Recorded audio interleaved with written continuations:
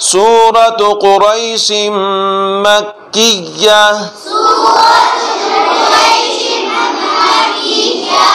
اعوذ باللہ من الشیطان الرجیم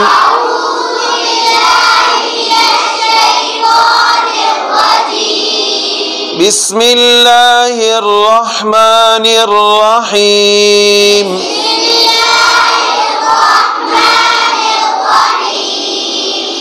لإيلاف قريش إيلافهم رحلة الشتاء والصيف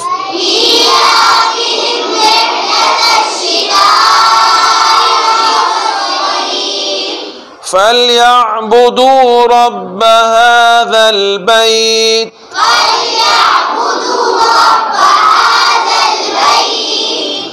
الذي أطعمهم من جوع وآمنهم من خوف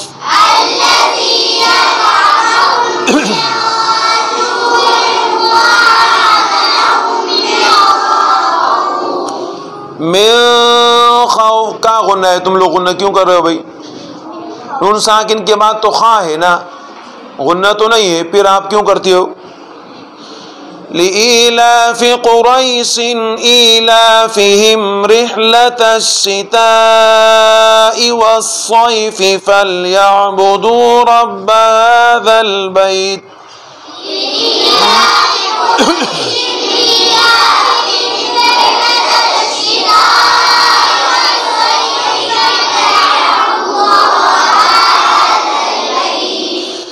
الذي أطعمهم من جوع وآمنهم من خوف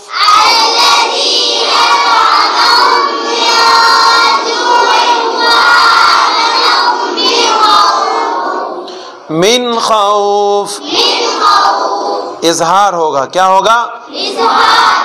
من خوف۔ اب یہ کہ من خوف غنہ اگرچہ نہ ہو لیکن پھر بھی اگر آپ اس طریقے سے کریں گے تو اظہار نہیں ہوگا۔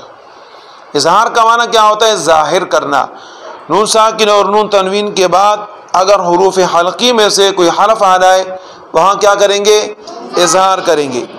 اعوذ باللہ من الشیطان الرجیم بسم اللہ الرحمن الرحیم لإیلاف قریش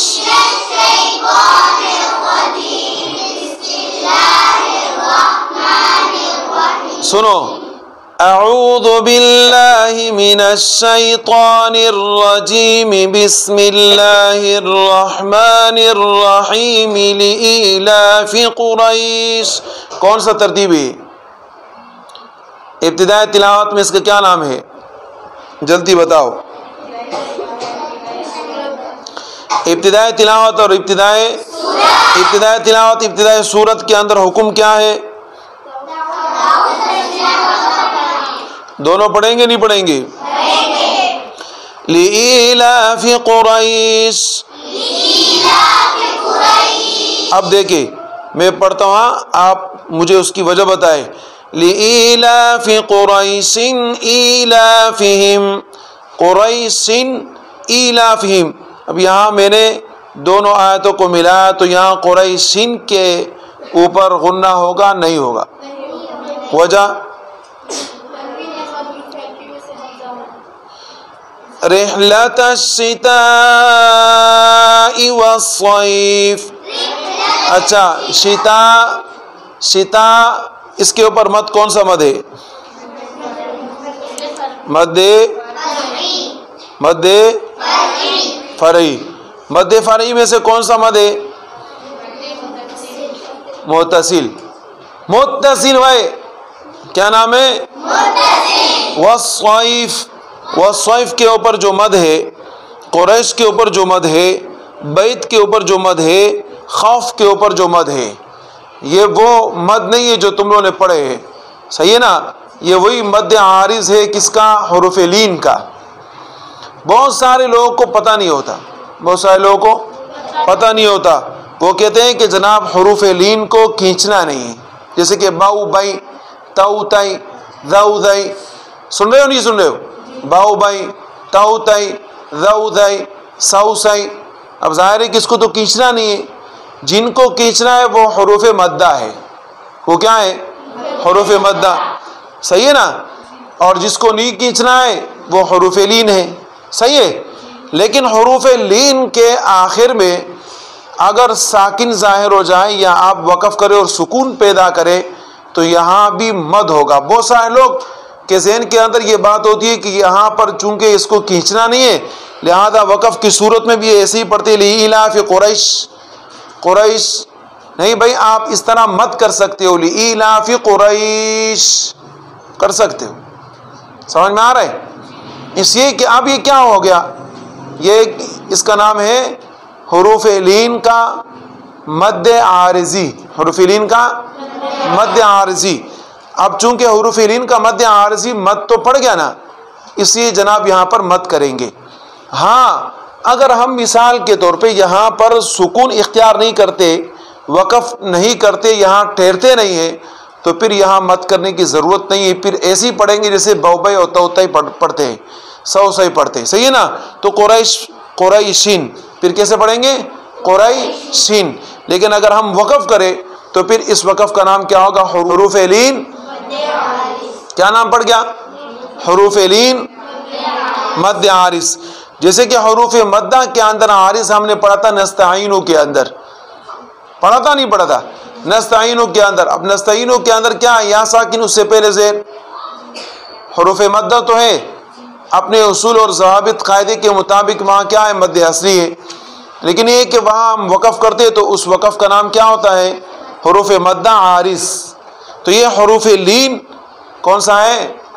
مد عارض. حروف لین مد عارض. اور یہ کب ہوتا ہے؟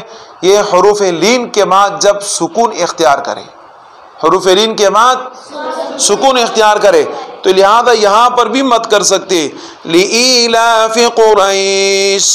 دیکھو سنو، إِيلَافِهِمْ رِحْلَةَ الشِّتَاءِ وَالصَّيْفِ فَلْيَعْبُدُوا رَبَّ هَذَا الْبَيْتِ الَّذِي أَطْعَمَهُم مِّن جُوعٍ وَآمَنَهُم مِّن خَوْفٍ. دیکھیں مد ہو رہا ہے نہیں ہو رہا ہے؟ تو یہاں پر مد کر سکتے. اب یہ بات اپنے ذہن سے نکالے کہ نہیں یہاں پر مد نہیں کریں گے. لإیلاف قریش إِيلَافِهِمْ رِحْلَةَ الشِّتَاءِ وَالصَّيْفِ فَلْيَعْبُدُوا رَبَّ هَذَا الْبَيْتِ الَّذِي أَطْعَمَهُم مِّن جُوعٍ وَآمَنَهُم مِّن خَوْفٍ. ایسا نہیں کرنا، مد آپ کریں. اور 3 الف کے برابر آپ مد کر سکتے ہیں. 2 الف کے برابر کریں وہ سب سے بہتر ہے. لیکن اگر آپ اس کو اور بڑھانا چاہتے ہیں اور 3 الف تک اس کو پہنچاتے ہیں تو 3 الف تک بھی آپ یہاں پر مد کر سکتے ہیں. بات سمجھ میں آ گئی یا نہیں ہے سمجھ میں؟ ہاں بتاؤ زور سے.